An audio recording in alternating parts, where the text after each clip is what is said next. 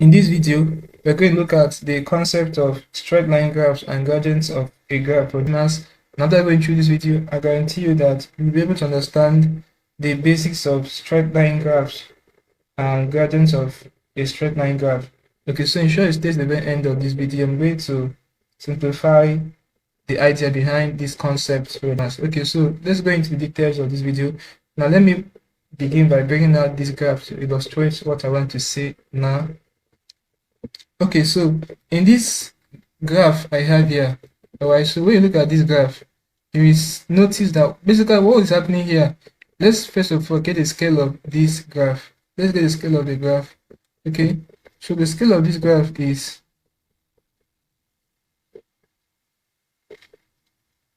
1 cm represents 1 unit on x axis, and we also have 1 cm represents 1 unit on y axis.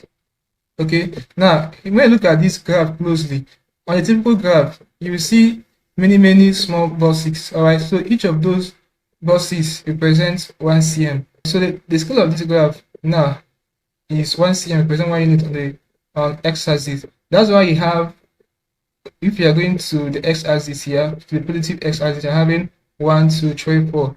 If you're going to negative x-axis, you're having -1, -2. The same thing is applicable to the y-axis. If you're going up, okay, so let me say for the y-axis, these are positive y-axis. These are negative y-axis. All right, but these are positive x-axis. These are negative x-axis. Okay, so this is basically what is happening. Had it been the scale of this graph is something like 1 cm represent 2 units. Each of the axes, both x and y, is 1 cm represent 2 units. Now, if you're taking a reading, or if you're representing it, tabulating it, it would have been, instead of 1, 2, 3, 4, 5 for each cm, it would have been 2, 4, 6, 8, 10 in that order. Had it been the scale is something like 1 cm represent 3 units for each axis, if you're tabulating it, it would have been 3, 6, 9 in that order. All right, but for this example, we have 1 cm represents 1 unit. That's why you're having 1, 2, 3, 4, 5 in that order. Okay, so this is basically what is happening on this graph. Okay, now let's look at in this graph we have our midpoint 0. All right, our midpoint 0 is somewhere here. Okay, so that's a midpoint.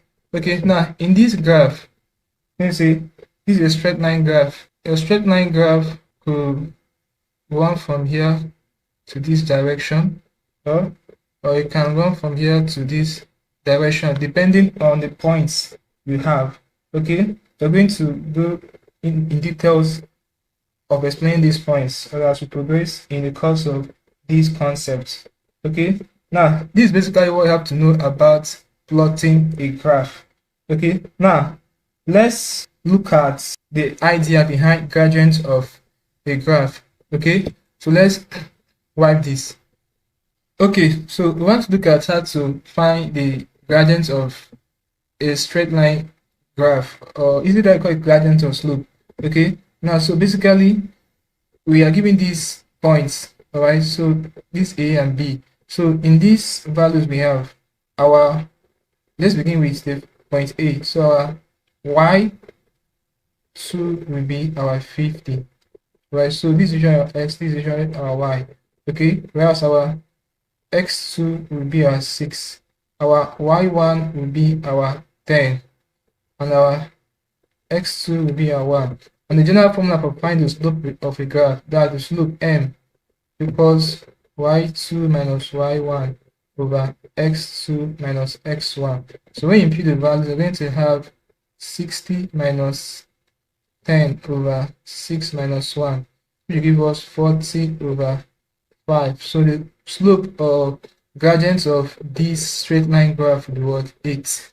Okay, so let's use graph to illustrate this. All right, so let me get a graph and use it to find it. Show you how you can use the graphical method to get the slope if you want to do it directly like with this formula. Okay, now this is a typical graph. All right, this is the exact graph we need to get the slope of this graph. Okay, now let me tell you this. Remember, the scale of this graph. Now, choosing the scale of a graph is very important. All right, so choosing the right scale will help you to have a neat graph, and the scale of your graph will also help you to know if you will make your graph accommodate all your points or all your values. All right, so for this graph, I used let me write the scale here. The scale I use 1 cm represents 10 units on y axis. And I use 1 cm represents 1 unit on x axis. All right, so that's the scale of this graph. 1 cm represents 10 units on y axis, and 1 cm represents 1 unit on x axis. That's why I have at the y axis. Since it's 1 cm represents 10 units, I have 10, 20, 30, 40, 50, 60 in that order. Since for the x axis, I'm using 1 cm represent 1 unit, that's why I'm having 1, 2, 3, 4, 5, 6, 7 in that order. Okay, so the scale is very important, just like here. So with this scale I've used, it will make us to have a very neat graph that accommodates the points comfortably. Okay, so let's begin by getting the intersections of these points. So when our x is 6, our y is what? 50. So this is where the intersection will be. Okay, now when our x is 1, our y is what? 10. Right? Yeah, from what I have here. So this is what it's going to give us from here. Okay, so let's go ahead and put the intersection. When x is 1, y is what? 10. So it will be somewhere here. So from here now, we will be able to draw our straight line. Remember, our midpoint, our 0 to be here. Alright, so when you draw this graph, get the intersection. So this might not be perfect intersection. It's just an illustration to show you guys basically what is happening here. Okay, so this is how the graph will look. Alright, so it will intersect together. Now from here, you can get your slope. Okay, you can get the slope of the graph. This is basically how you can find the slope of a straight line graph. So this is where the fifth intersected with the x at 6. So you draw it down here. So this just like we're having an angle, right? We're having a right angle triangle.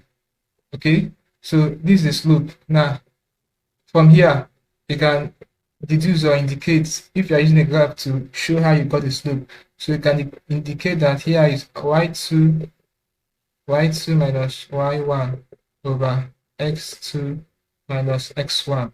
Okay, so you see the same thing. This is our slope is an m. Remember, m equals this. Alright, so our y2 is 50, our y1 is what? 10, and our x2, these are x2 6, these are x2 6, and this is, sorry.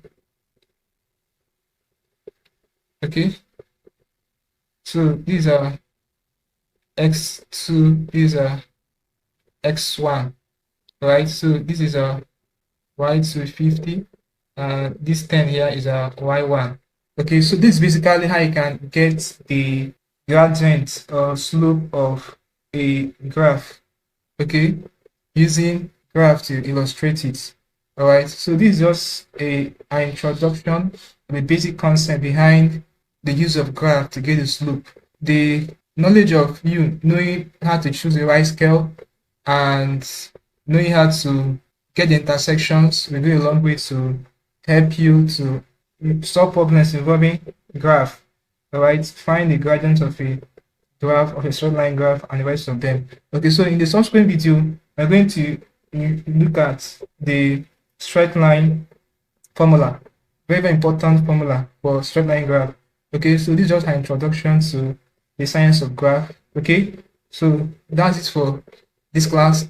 No practice question here. In the next video, I'm going to give you guys a practice question. Okay, so hope you learned something interesting from this video. Now, if you are new to the channel, ensure you check the description of the video below for a link to our Telegram channel. Click on it and join our Telegram channel for instant notifications. Also ensure you are subscribed to this channel by hitting the subscribe button for more videos like this.